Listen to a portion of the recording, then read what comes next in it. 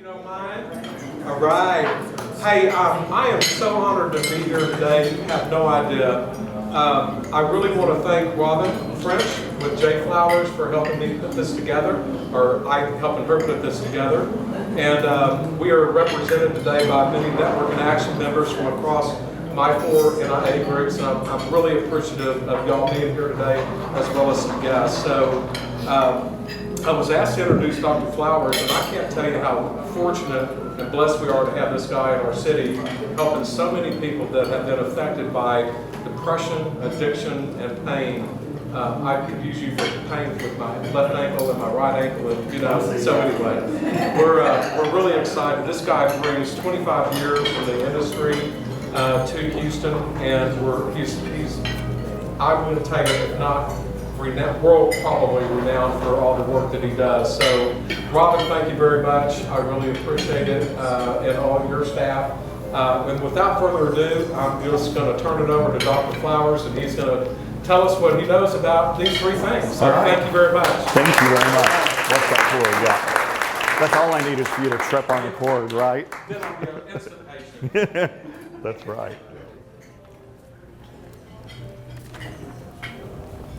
I'm going to see if my laptop will come on here in just a minute. Hi, everybody. I'm James Flowers. Thanks for coming today, and thanks for being here.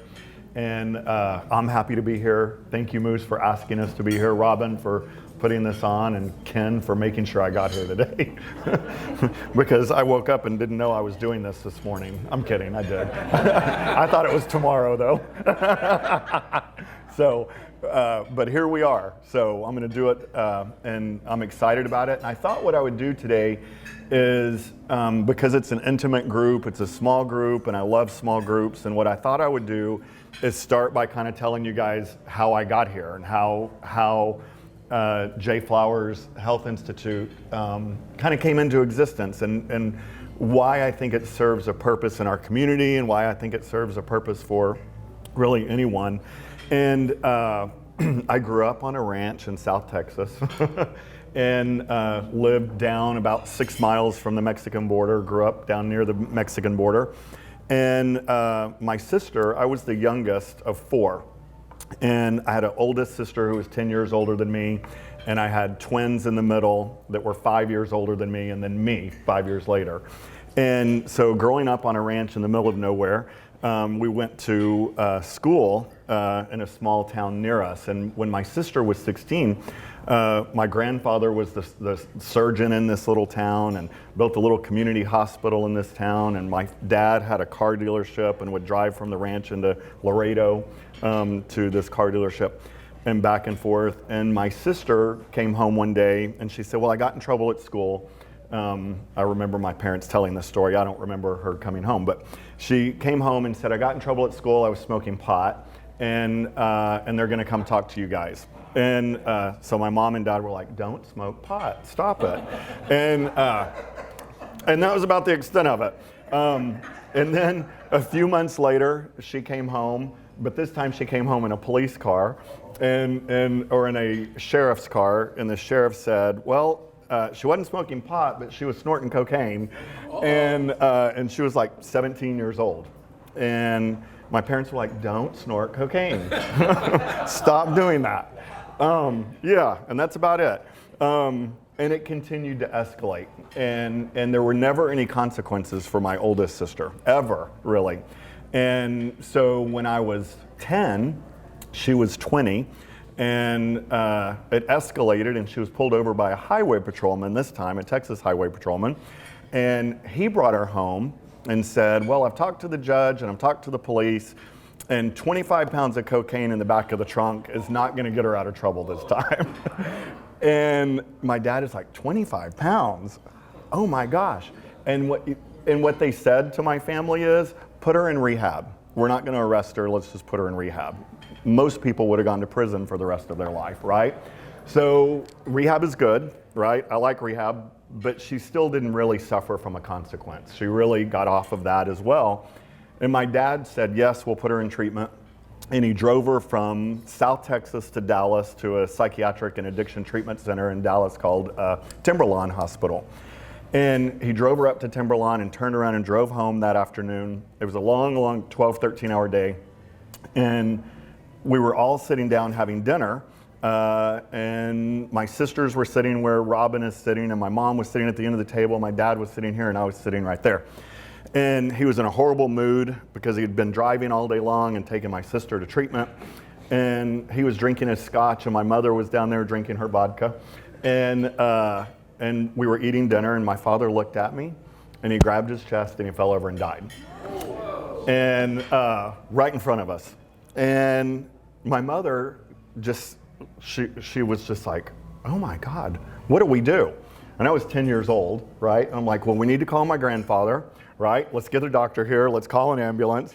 And we lived in the middle of South Texas, where the closest ambulance was probably 50 miles away, 40 miles away. So he died.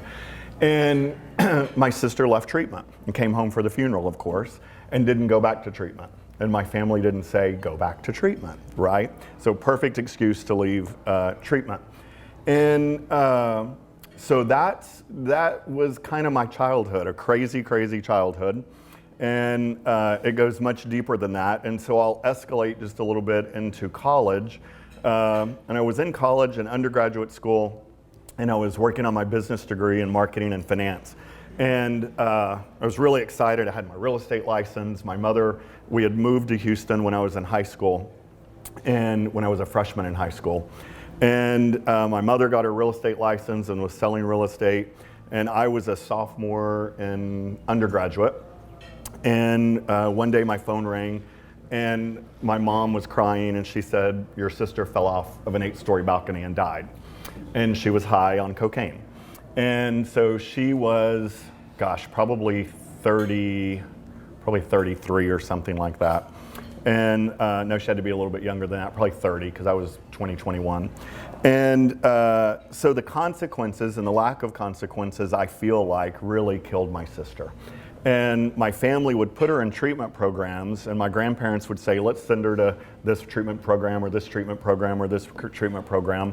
But she was a non-compliant patient and really never succeeded in recovery, because when she came home, no one ever really had a structured living environment for her. And that really wasn't in place in South Texas at the time, way back in the 70s and 80s. And so exactly a year later, my oldest sister died on June the 23rd. And on June 23rd, I'll back up a year, one of the twins had been diagnosed with cancer. And so she became a patient at MD Anderson. And so I would come home on the weekends and spend weekends with my family here in Houston and really, work with my sister. And she was very depressed, and she had terminal cancer, and she was dying. And she had a really horrific pain syndrome called neuropathic pain syndrome because of the chemotherapy. And so the surgeons would go in and remove a tumor and do chemotherapy and radiation. And then when you do that a few times over and over, your body develops neuropathic pain. And so 1 year into her cancer treatment, she died on the same day that my oldest sister died 1 year later. And my mom fell into a deep, deep depression. And she had lost 2 daughters in 2 years on the same day. Husband died years ago. And I was in undergraduate school, and at my sister's funeral here in Houston at First Baptist Church, this physician named C. Stratton Hill III, I love saying that name, he was my sister's pain doctor at MD Anderson, and he was an oncologist. And pain doctors typically don't go to their patient's funeral, right? Especially from MD Anderson, because so many people die. But he appeared at my sister's funeral. And in fact, he sat next to me at my sister's funeral. And I had just graduated undergraduate with a degree in marketing and finance, and had moved back to Houston. And during the funeral service, he leaned over and he said, "Come see me next week." And I was like, "Am I okay?" and he patted me on the knee and he said, you're fine, but come see me next week." And so next week came around, and I thought, I wonder what Dr. Hill wanted. And I went to MD Anderson and walked up to where my sister used to go to treatment and pain treatment. And I told the nurse who I was, and she said, "I know who you are, and he and his wife are expecting you." His wife was his nurse. And he goes, they're expecting you, and let me tell him you're here. And so I went into his office, and he was sitting there, and he said, he said, I watched you for about 12, 13 months with your sister. And I watched how you handled your mother and your mother's depression and your sister and her pain and her depression. And I really just, my wife and I just thought, what an amazing person. I was like, thank you. And he goes, what are you going to do with your life? And I said, well, I just got accepted to Rice, and I'm going into an MBA program.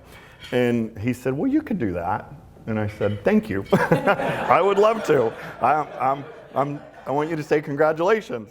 And he said, you could do that. And he said, I went to a school in Washington called the University of Washington. And I said, I know University of Washington. And he said, it's the oldest academic pain program in the world. And I said, wow, nice. Okay, now what am I doing here? And he said, have you thought about working with patients who have chronic pain? And I said, no, I never have. And he said, I really think you should think about a career choice, and you could do business, and I think you'd be great at business, but I really think the path that God put you in may be something else, and that's working with dual addiction and chronic pain. And I said, well, I'll think about it. And I left, got in my car and drove away, and I didn't think about it again. And about 7 months later, I was in my first semester at Rice, and I went to Blackbird Grill, I think, Raven Grill on Bissonnette. And I walked in the front door at Raven Grill, right around the corner from Rice University, and Dr. Hill and his wife were sitting there having dinner.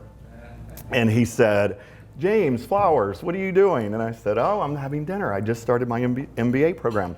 And he said, he said, I am doing a presentation at University of Washington in a month. And he said, I think you should join Mary and I at University of Washington.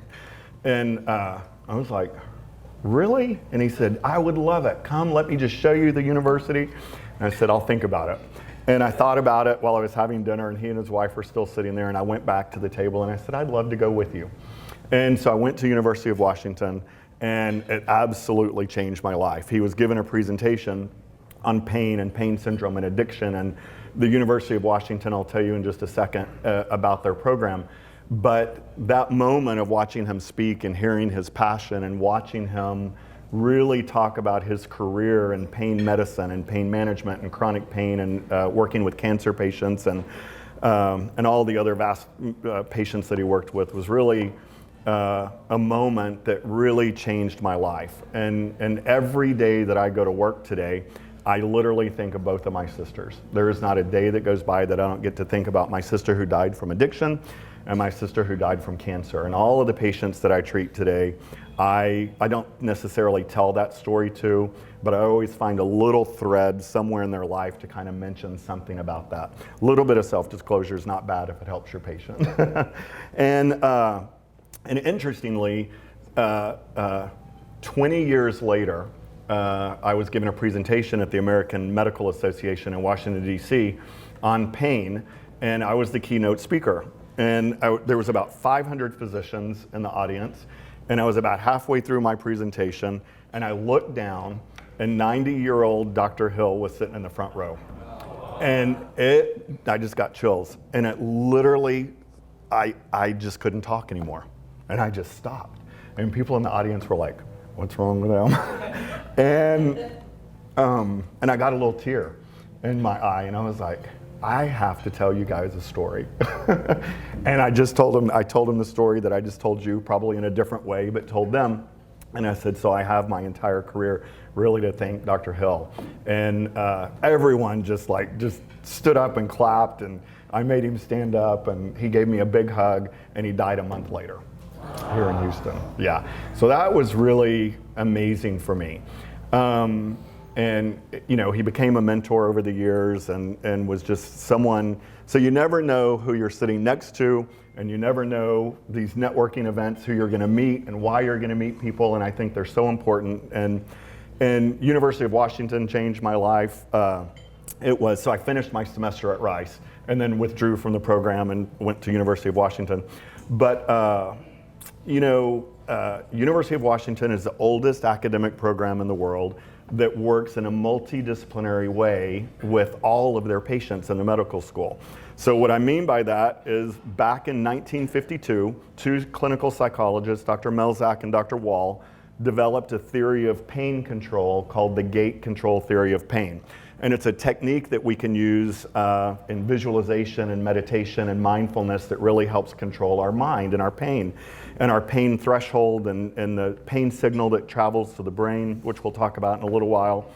And they went to the medical school, to the head of the medical program and pain program at University of Washington and said, we really think that we should merge these two departments because psychology plays such a role and emotions play such a role in chronic pain. And of course, the physicians in 1952 said, are you crazy? You're PhDs and we're MDs, get out.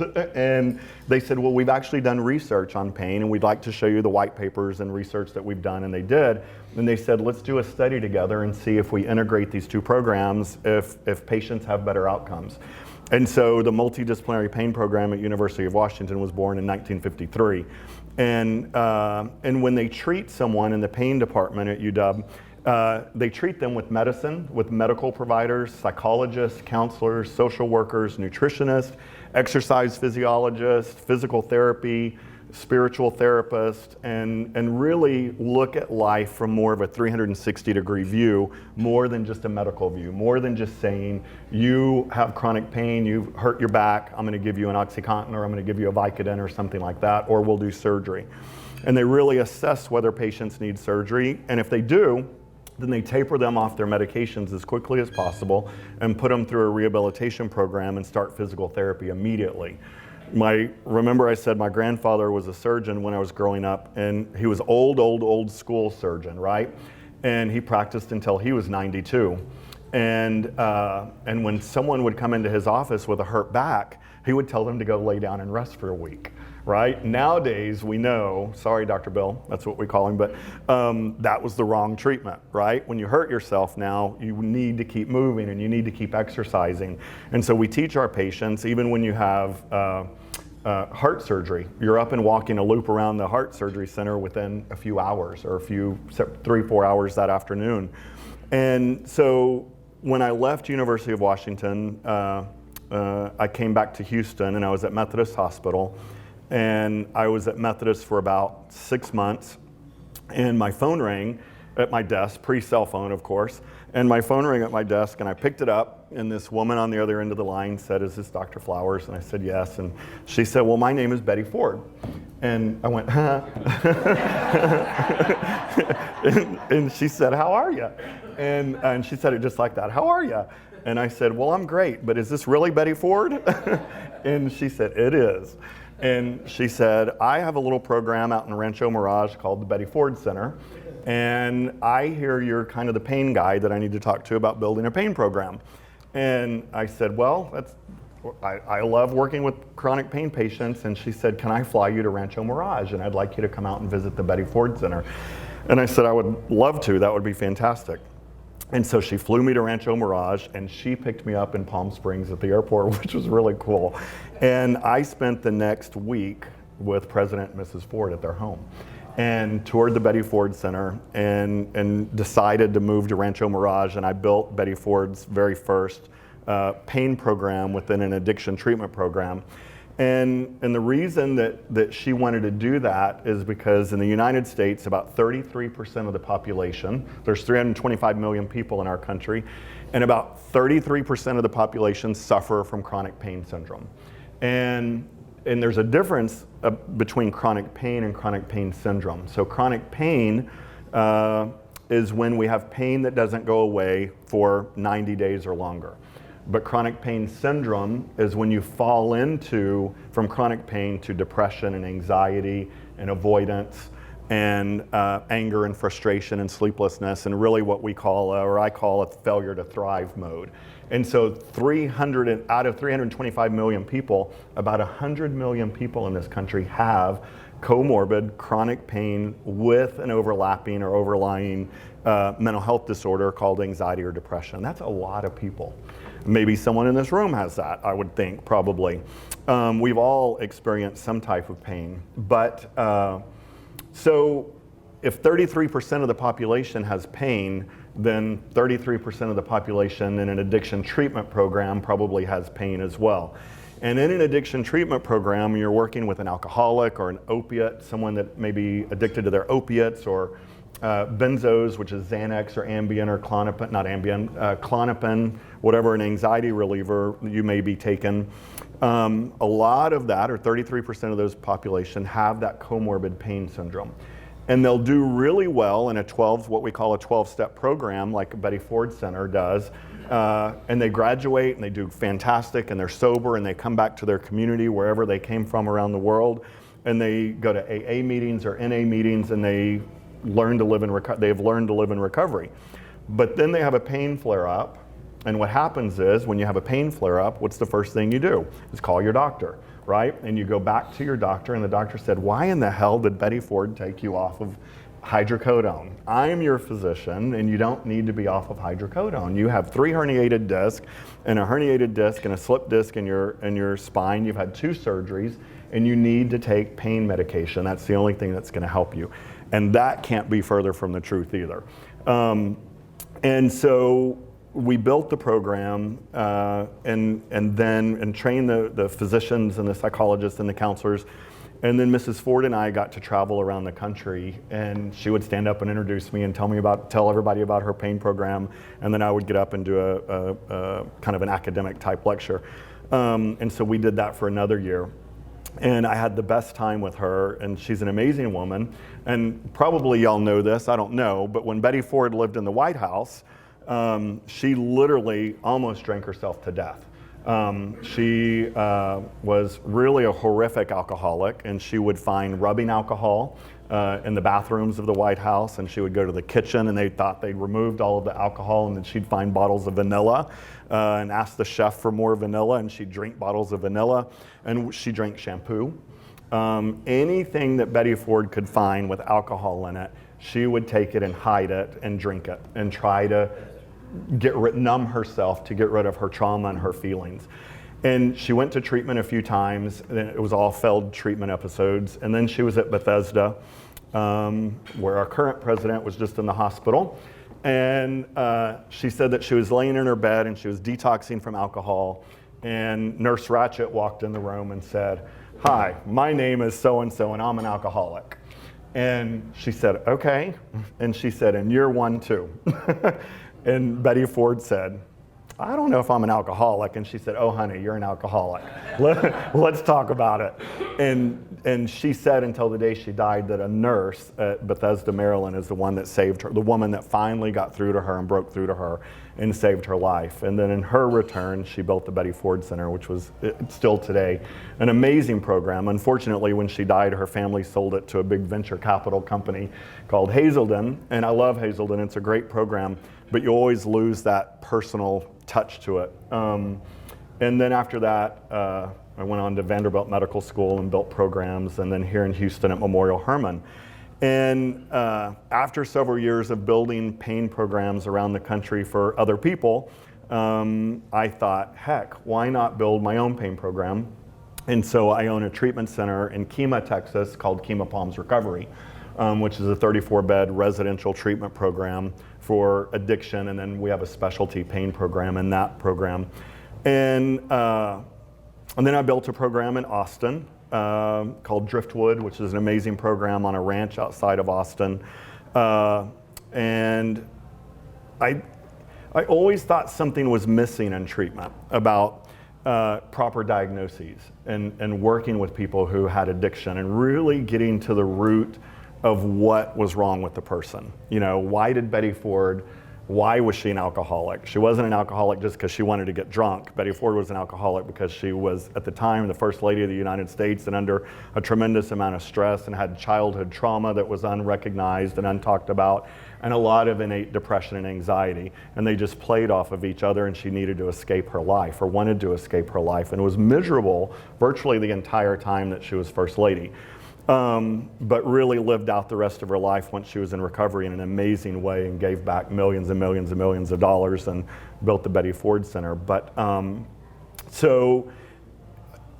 even at the Betty Ford Center, what I noticed is that people around the country, really or around the world, go to treatment and they have depression and they have anxiety and they have trauma, many times trauma, some sort of trauma in their history. And they put them into treatment, or families put their loved ones into treatment, like my sister who went to treatment multiple times and ended up dying. But what they don't do is treat the dual diagnosis many times because they don't know what the diagnosis is. And so many treatment centers around the country are really run by what we call, or staffed by drug and alcohol counselors, which are amazing and do an amazing job. But they don't pick up, they may pick up on the depression, but they don't really go into deep treatment of the depression and anxiety. Or if it's pain, they certainly stay away from the medical part of it and stay away from the chronic pain component of it. So I was sitting at home, I had sold my practice in Austin that I had built and came home, and I thought, what do I want to do to solve that problem? And so I thought of a comprehensive diagnostic evaluation. And when I talk about comprehensive diagnostic evaluations, many of the patients that I treat obviously have chronic pain syndrome, right? But they've been from Johns Hopkins to Mayo Clinic to Stanford to UCLA to Vanderbilt and all over the country, or even in Houston to our amazing Texas Medical Center. And they don't, medicine and opiates don't cure the problem, right? Surgery, Harvard Mental Health letter in October of 2019 put out a news article that said that 95% of all surgeries performed on the spine are failed surgeries. And what they classified as a failed surgery was 4 years post-surgery, the patient who had spine surgery had the same amount of pain, was taking the same amount of opiates, or had increased pain than they did prior to that surgery. And that's a pretty low success rate. And spine surgeries start at around $200,000, which is outrageous, but they're very, very expensive. And you know, 20 years ago, orthopedic surgeons and spine surgeons didn't even recognize addiction. They didn't recognize depression and anxiety go along with chronic pain. But when you have someone that has chronic pain, whether it's chronic pain syndrome or not, the only way that we feel pain in our brain and that we know that we're in pain is because we have a nervous system, right? And we have millions of nerves that run through from the tips of our fingers and the tips of our toes all the way to the spine. Every nerve connects to the spine and goes straight up the spine to the brainstem and then into a particular area of the brain. And it does it in faster than milliseconds, whatever that is. And it does it really, really quickly. And then we have a processing syndrome or central processing unit in our brain that says, oh, I'm in a level 5 pain, or I'm in a level 9 pain, or I'm in a level 10 pain. And how did we get that pain scale, that 0 to 10 pain scale? You would think in 2020 that we would be able to plug something in a wall or have a battery and lay it on you or touch you or feel something, have an imaging or something that would say she has a 3 millimeter herniated disc, so her pain level is going to be about a 5 or 4 or 3 or whatever it is. But pain is completely subjective. And you take your 3 millimeter herniated disc, which is tiny, and you take my 3 millimeter herniated disc, and I'm crying and I hate pain. I don't even like to get flu shots, but I just got one. And so we all perceive pain differently. And when we have a pain signal that is unrelenting going to the brain, and it does it 24 hours a day, over and over and over and over again, a constant loop, and you are previously healthy, right? Otherwise healthy, until some sort of injury, and then it falls into that 91 to 120 day range, all of a sudden you get pretty exhausted, right? You've been hurting for 90 days, you don't feel good. Many times people aren't working. It's the number one cause of missed work days is pain. It's the number one cause of disability in the United States is what we call chronic pain from some sort of injury. And when you have that, all of a sudden you start feeling an anxiety. and your brain starts saying, I am not ever going to be able to work again. I'm never going to be able to lift my grandchildren again. I'm never going to be able to mow the lawn again. I'm not going to be able to wash dishes again. And many people start thinking in this negative thinking pattern. And then anxiety turns into something that we call depression. And if I can't lift my grandchildren again, or my children, or go to movies, or go sit at a restaurant like we're sitting in a chair for an hour or so, then it doesn't feel good. And we get sad, and we get anxious, and then we're not sleeping. And when we don't sleep, I'm someone that needs, if I don't get 6 hours a night of sleep, which I normally do, if I don't get 6 hours, I can function until about 11 or 12.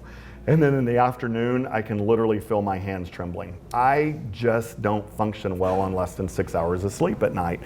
And what that hand trembling for me or anybody else is our nervous system responding to a lack of sleep. And then when you have pain on top of it, on top of the nervous system trembling and a signal coming to the brain, and you're anxious, anxiety stimulates the nervous system. And at just a minor little bitty tremble in your nervous system because of anxiety increases the amplitude of the pain signal to your brain. And so when you have pain already at a level 5, 6, 7, or whatever that pain level is, and you add anxiety on top of it, and then you add depression on top of that, and you're not sleeping at night because your back hurts, and your spouse is mad at you because you're not even able to be intimate or don't want to be intimate, it's the last thing on your mind, and you're not picking up your children, and you're not doing things that you used to do, and you may not be producing income for the household anymore, and you start arguing, our nervous system falls into this just chronic cycle of increased pain. And then you go back to your doctor, and the doctor says, well, you're still hurting. Most of the time, unfortunately, people go to their family practice doctor. Family practice doctors have 2 hours of medical school in the treatment of pain in their entire medical career, 2 hours. And I love my family practice doctor, but he's not a pain expert, and he doesn't pretend to be one. But they are the #1 prescriber of opiates in the world, is a family practice doctor with 2 hours of training. And then, does anyone know what the #2 prescriber of opiates are in the world? Dentist. Dentists write more OxyContin, believe it or not, for dental pain and hydrocodone than an interventional pain physician who had 6 years of pain training. It is just wild.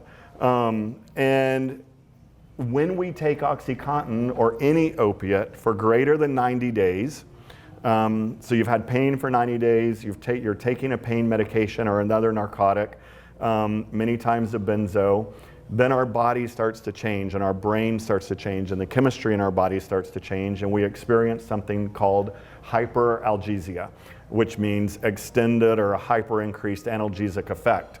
But what it actually does is it lowers our pain threshold, saying if you're in a level 5 and you've been taking opiates for 90 days, you're really gonna feel like it's a level 7. And your sensation in your body increases, and in other words, the pain sensation increases, so the pain signal increases. And so that's called the hyperanalgesic effect. And so many patients who are taking OxyContin will say, I'm in a level 10 constant pain. It's horrible, I can't deal with this. And we start talking to them about detoxing from pain, and can you imagine being in a level 10 pain and then someone telling you, well, you need to be detoxed from your opiates, right? It's not working. And on the surface of it, it sounds pretty darn miserable. But when you sit with a patient and talk to a patient about opiates and the effect of long-term opiate use and benzo use, and they agree to detox, on about day 4 of detox from an opiate, even a significant amount of opiates, on about day 4, all of a sudden they'll look at you and say, that is so weird. My pain level isn't as bad as it was yesterday, and I don't know why. And on about day 5, it gets better. And so when you detox someone, about 30% of a person's pain disappears by not being on a long-term opiate. So once you go into a chronic pain state of living, acute pain is when we step off a curb or sprain a wrist and you have that immediate sensation of pain, right? And it's serving a purpose, going, you need to go to urgent care and get the wrist taken care of, or you need to take care of that, or ice it or heat it, or do something with that. When we get to greater than 90 days, our bodies were designed to heal within 90 days, about 90 to 120 days, no matter what the injury is. For some reason, God said, I believe, that you're going to heal within about, your tissue is going to regenerate and heal within about 90 days, 90 to 120 days, and pain should go away sometime during that pain period. And I'll give you an example of that, and I have absolute permission to say this, or I wouldn't say it, but I'm sure you guys know who Gabby Giffords is, right? The Congresswoman from Arizona. So when they brought her from the trauma unit in Arizona, I was the first person they called and said, you need to meet us at Memorial Hermann and meet this woman because she's on a significant amount of opiates and she's going to need some help long term. And so I worked with her for 6 months, and she was pumped full of opiates and pumped full of morphine, and was really going into a deep depressive state in her life, of course, right? And then doing physical therapy and rehabilitating and doing all of those things.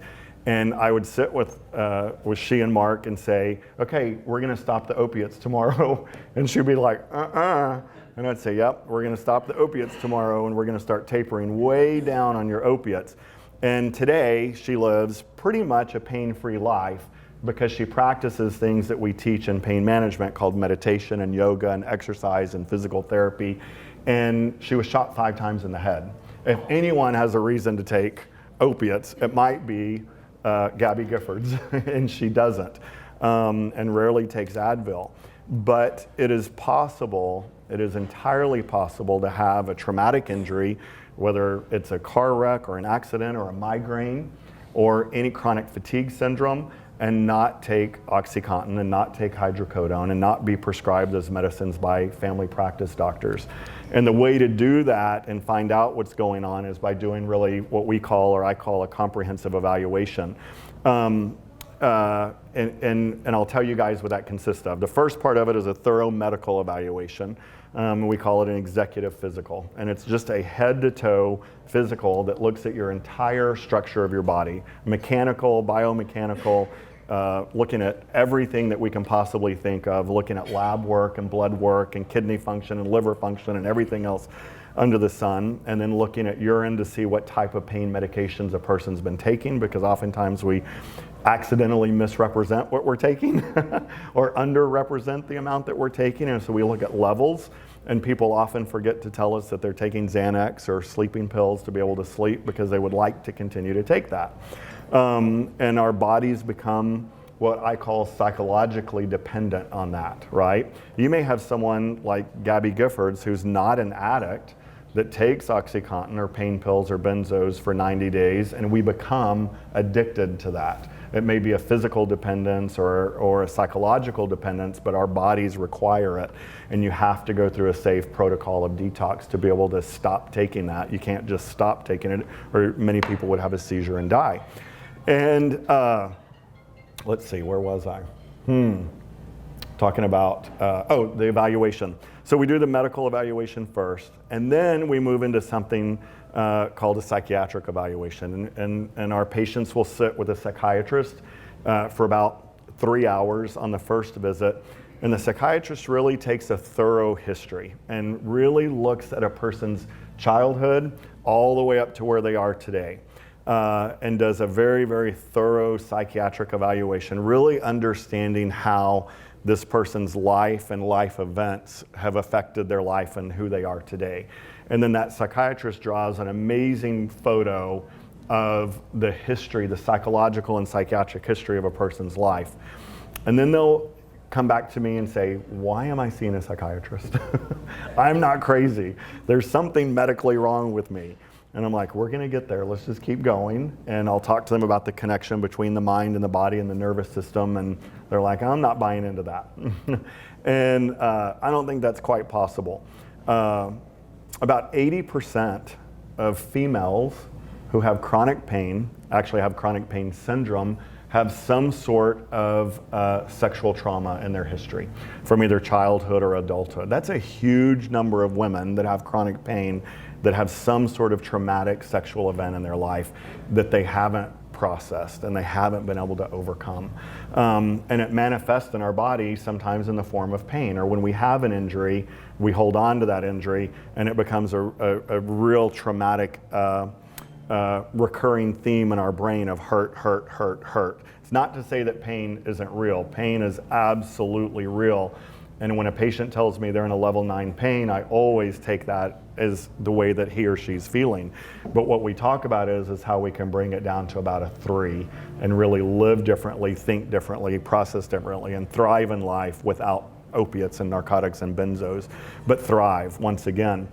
And in order to do that, the next thing we do is what we call a psychological diagnostic test. And it's about a 9-hour evaluation that really looks at how a person thinks, how they problem solve, what their outlook on life is, what their personality is, what their depression level is, their anxiety level is, and all emotions, both what we call axis 1, which is mood, and axis 2, which is personality, and the way we think, act, and feel, right? And the way we process things and how quickly or how slowly we process things. And then that psychologist will draw another image, I always call it, an image of a person's life psychologically and what their personality is and how they, again, think, act, and feel. And then we move out of that and we go into typically an interventional pain appointment with an interventional pain doctor who really will do MRIs or imaging and really look at a person's structure again and see if there's something that someone missed over line. Then we do a very thorough nutritional evaluation because nutrition plays a huge role in our nervous system. And it plays a huge role in the way how active and how slow our nervous system responds. And when we eat fried foods and refried beans and tortillas and caffeine, and I'm drinking a Coca-Cola, I drink caffeine a lot. But when we use caffeine, caffeine is a nervous system stimulant, right? And patients who are depressed typically love coffee. And when they love coffee and they drink coffee, their nervous system is activated, which increases their depression and increases their pain. And so nutrition plays a huge role in what we do in teaching patients to eat things like cherries and turmeric and cayenne, spicing things up, called anti-inflammatory foods, and how to get away from fried foods but more nutritious foods. And we have an amazing nutritionist that comes in and does all of that for us. And then we look at physical therapy, and we have what we call a functional capacity evaluation, and really looking at how a person is able, what their ADLs are, activities of daily living. How long are they able to stand? How long are they able to sit? What's their range of motion? How much do they exercise, or are they not exercising? And really help build a physical profile of that person and helping them learn how to live an active, functioning life in physical therapy and exercise. And then we do something that I think is extremely important in our life, and that's called a spiritual evaluation. And it's not necessarily a religious evaluation, it's more of, is there something greater than you in this world, right? And how do you see that thing that I call God, right? And some people do and some people don't. But if you don't have a higher power and don't have a spiritual being that's higher than you, then oftentimes you have a lack of purpose and a lack of meaning in your life.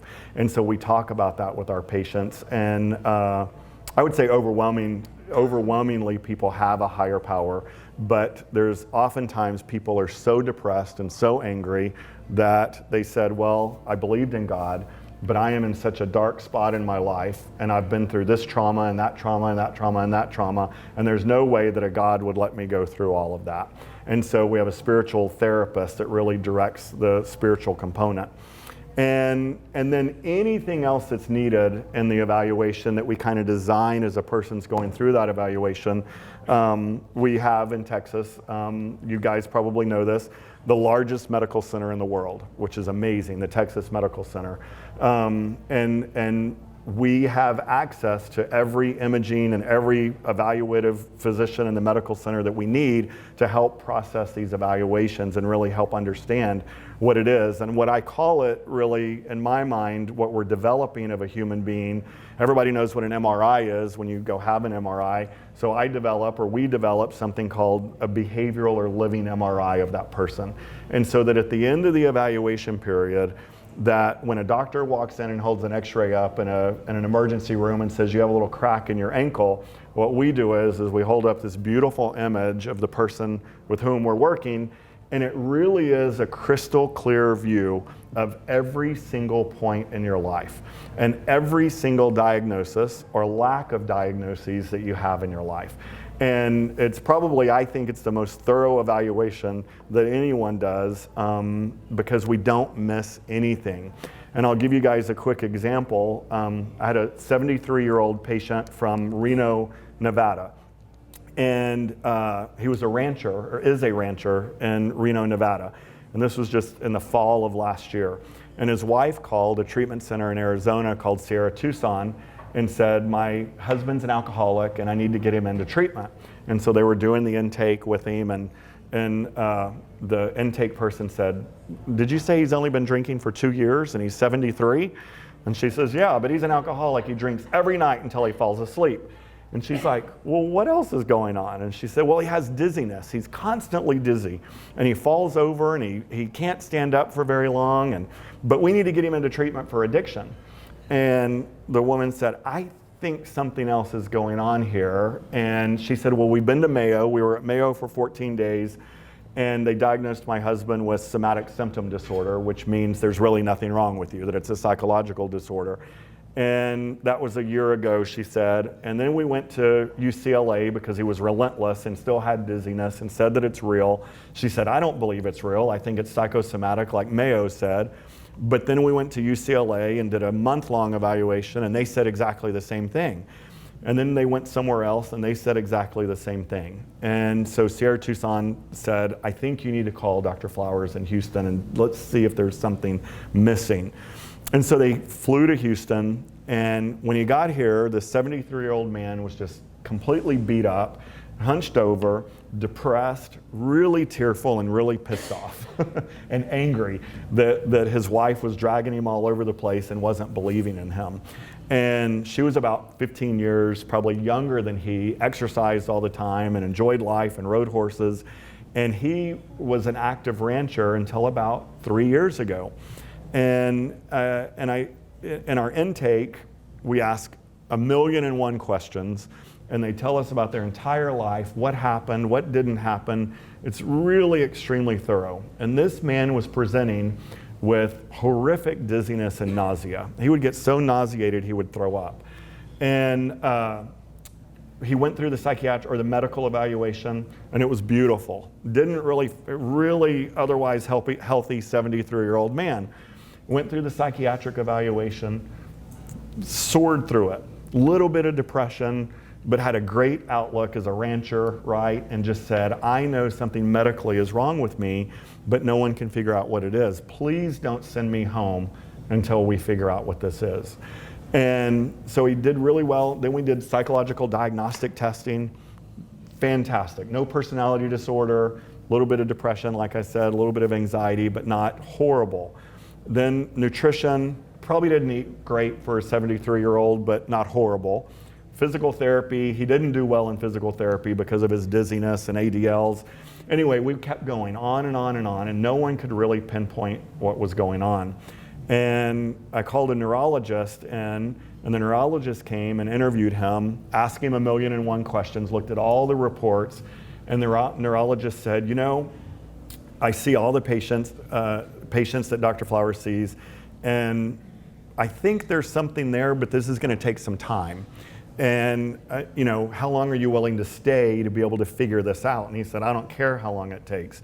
I will stay however long it takes. And he said, okay, we're going to adjust some medications. And so for the next 18 days, he would just slightly change, tiny little medication changes. And he kept a log, and he kept all this journal of everything that he was doing all day long in this evaluation program. And we saw him get dizzy, but never really caught on to what was going on at first. And then we would ask him every day, is there anything in your life that you haven't told us? Anything? Nope. I am an open book, and I've told you absolutely everything. And about 18 days into it, we're sitting with him, and the neurologist is sitting next to me, and I'm sitting here. And the neurologist is asking him, is there anything? And he said, nope, nope, nope. And we're going through and looking at his medications. And then he said, his wife said, she went back to Reno and then she came back. And his wife said, well, did you tell him about the dentist? And he's like, no, that's not important. And the neurologist said, what happened at the dentist? It's very important. And he said, oh, nothing, I had a tooth pulled. And he said, tell me about it.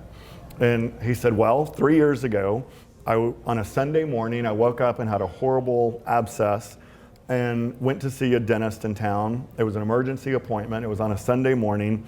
And he goes, I'll never forget that day. It was horrible. And he said he was pulling my tooth. And he said he was pulling so hard with both hands. He said, I was pulling this way and the dentist was pulling that way.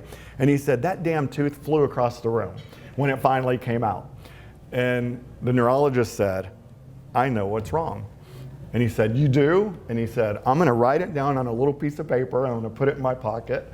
I know what's wrong. And I was like, you do? Really? Please tell me you know what you're doing. And he's like, I got this, let's go to Methodist. And so he called Methodist and we went to the imaging center at Methodist, which has this special scanner. And he went in to talk to the radiologist that was doing the scanner and told him what to scan. And so they scanned the guy's brain, and the surgeon or the MRI guy came out, the radiologist read it, called me and the neurologist back in, and he said, this is what's wrong. And the neurologist pulled, and he said, I told you, here it is on a piece of paper.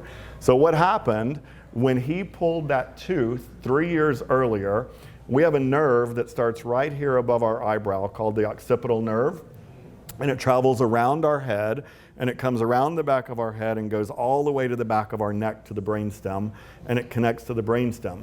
And it passes around something called the medulla of the brain. And when he pulled the tooth out, that occipital nerve came loose because of the force, and it wrapped around the medulla of the brain. And when a nerve touches the brain, it sends a spark in our brain, kind of like a car battery spark plug thing, whatever you call it, car charger thing. And every time he would turn his head a certain way, and it was typically back or around or left, something, and pull that occipital nerve, it would tighten on the medulla and he would fall over. And the only thing that would help him was drinking alcohol, and alcohol is a depressant for the nervous system, which would calm his nerve down and make it not so tight. And so it happens 1 in 11 million times a year. So 1 in 11 million people a year. And so it's really rare. And so he's like, okay, God, thank you. Now what do we do? And he was like, well, we're going to call a neurosurgeon. And so we called the Michener Neuroscience Institute, which is really the leading neuroscience institute in the world, right here in Houston in the medical center. And it was such an intriguing case, the chair of the department of the entire Michener Neuroscience Institute said, I want this surgery. I'm doing this. And so sat down with this man and his wife, who was 73 years old, and he said, this is a very high-risk surgery. You're 73 years old. I'm touching a nerve in the brain. I'm opening the back of your head up, and I've got to move that nerve off the medulla. And he said, I don't care. Do it. I can't live like this. And so he did it, and he just picked the nerve up and moved it over, closed it up. It was about that big of a keyhole incision. And he got up like that afternoon and was literally doing jumping jacks. And he said, I would have paid $5 million for that. And I said, well, you still can. So that's kind of what we do, is we really are what I call a Sherlock's Holmes approach to really tweezing a person's life out and really trying to pinpoint and diagnose exactly what's going on. And it can be addiction, it can be mental health, it can be medical, it can be a combination of all of those things. But what it does, he didn't need treatment for alcohol or OxyContin or anything, but many people do. And it really creates a roadmap to future health, right? By having this evaluation done.